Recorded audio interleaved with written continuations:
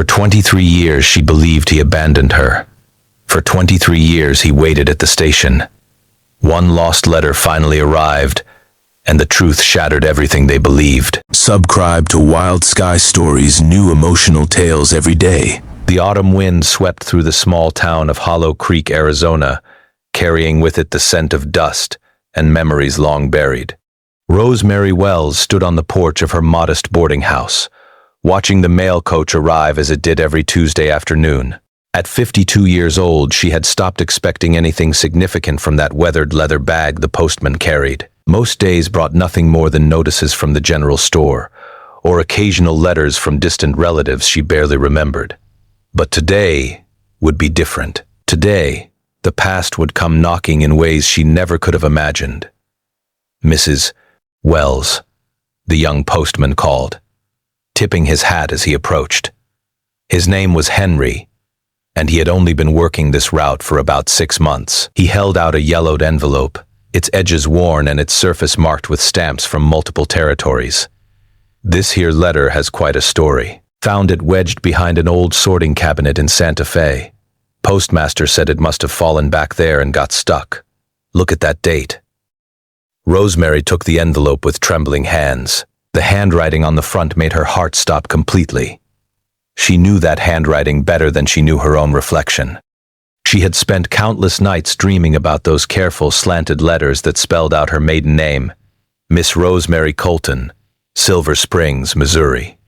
The postmark read, August 1852, 23 years ago. "Ma'am, are you all right? You've gone quite pale." Rosemary nodded slowly, unable to find her voice.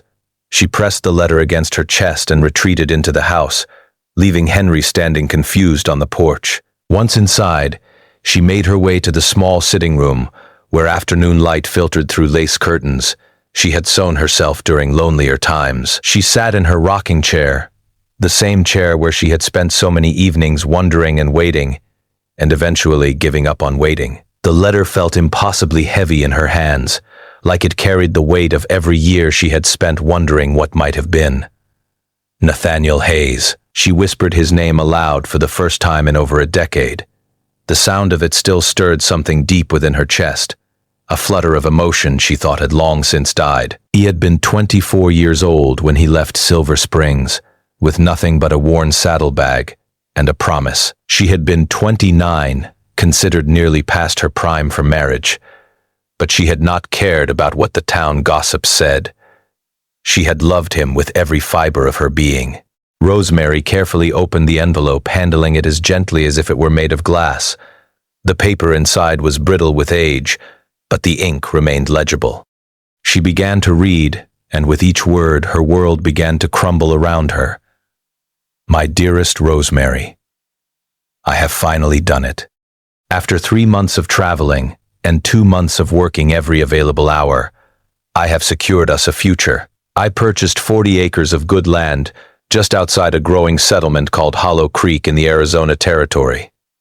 There is a small cabin already built, and the previous owner left behind some furniture. It is not much yet, but I can already picture you standing in the doorway, waiting for me to come home from the fields.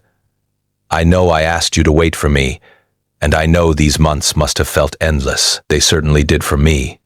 Not a single night passed when I did not think of you, when I did not remember the way you laughed at my terrible jokes, or the way you held my hand during my mother's funeral. You gave me strength when I had none left. The enclosed money should be enough for passage on the stagecoach. Ask for the route to Tucson, then transfer to the smaller coach heading north. I will be waiting for you at the Hollow Creek station on the first day of every month until you arrive. However long it takes, I will be there.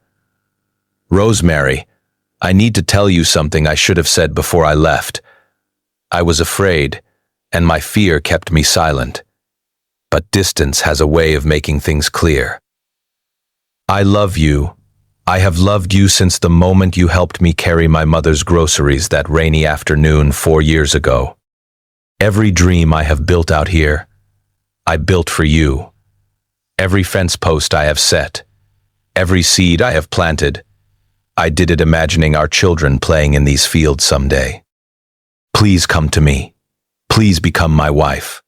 Please let me spend the rest of my days proving that your faith in me was not misplaced. Forever yours, Nathaniel. Rosemary's tears fell onto the paper, creating small, dark spots that spread across the aged surface. Her hands shook so violently that she had to set the letter down in her lap to keep from dropping it. All these years, she had believed he had simply forgotten her, moved on to some younger, prettier woman in the Western Territories. All these years she had nursed a broken heart, convincing herself that she had been foolish to believe a man 5 years her junior could truly love her. She had waited for months after he left, checking the mail coach every single week. When no letter came, her heart had slowly hardened with each passing Tuesday. Her friends had urged her to move on. Her sister had called her pathetic for pining after a man who had clearly abandoned her. Eventually, Rosemary had believed them. And then William Wells had proposed. William was not a man who set her soul on fire. He was steady, reliable, 15 years her senior with a successful dry goods business and a large house that echoed with emptiness. Since his first wife had passed, he offered her security, respectability, and an end to the pitying glances she received at church every Sunday. He offered her an escape from the endless waiting. She had said yes. The marriage had been comfortable, if not passionate. William was kind to her in his own quiet way, and she had been a good wife to him. They never had children, which had been a silent sorrow she carried but never spoke of. When William passed away 8 years ago from a failing heart, Rosemary had felt genuine grief. He had been a good man, even if he had never known that her heart still whispered another man's name in her most private moments. After William's passing, Rosemary had sold the house in Missouri and moved west. Drawn by some inexplicable force she never fully understood, she had settled in Arizona, eventually landing in a small town called Hollow Creek. She had never known why this particular town had called to her, why it felt like home the moment she stepped off the stagecoach. Now she knew. She had been searching for him all along without even realizing it. Rosemary stood abruptly, the letter clutched in her hand. Her heart pounded with sudden urgency. Was Nathaniel still here? Was he still alive? 23 years was a long time, and the Western Territories were unforgiving. Disease, accidents, so many things could have happened. She grabbed her shawl and hurried out the door, walking faster than she had walked in years. The town had grown since her arrival 5 years ago, but she knew where the old-timers gathered. The barber shop on Main Street was where the men who remembered Hollow Creek's early days liked to sit and swap stories. 3 elderly men sat on the wooden bench outside the shop, enjoying the afternoon sun. Rosemary approached them, her breath coming in short gasps, her cheeks flushed with exertion and emotion. "Jen Tellman," she said, trying to keep her voice steady. "I am looking for someone who might have lived here long ago. A man named Nathaniel Hayes. He would have arrived around 1852, purchased some farmland outside of town." The men exchanged glances. The oldest among them, a weathered rancher named Joseph, scratched his white beard thoughtfully. Nathaniel Hayes. Now that is a name I have not heard in some time. Sure, I remember Nate. Good man, hard-working fellow. Is he still alive? Does he still live here? He is alive, ma'am, if you can call it living. Old Nate lives out past Miller's Creek, about 2 miles east of town. But I should warn you, he does not receive visitors. Keeps entirely to himself. Has, for as long as anyone can remember. Some of us tried reaching out over the years, but he seems to prefer his solitude. Rosemary barely heard the warning. She was already moving, hiring a horse and small buggy from the livery stable with money she should have been saving for winter supplies. None of that mattered now. Nothing mattered except finding him. The ride to Nathaniel's property felt like both an eternity and a single heartbeat. The landscape was beautiful in its harsh way, all golden grasses and red rock formations under the endless Arizona sky. She imagined him clearing this land as a young man full of hope and dreams. She imagined him waiting at that stagecoach station month after month, watching for a woman who would never arrive. The cabin came into view, and Rosemary's breath caught in her throat.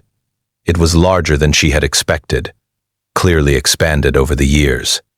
A modest garden grew beside it, and chickens pecked in a small fenced yard, but there was an unmistakable air of loneliness about the place, a sense of waiting that seemed to permeate every weathered board. A man sat on the front porch, a pea of something steaming in his hands. His hair had gone completely white, and deep lines carved paths across his face. But she knew him immediately.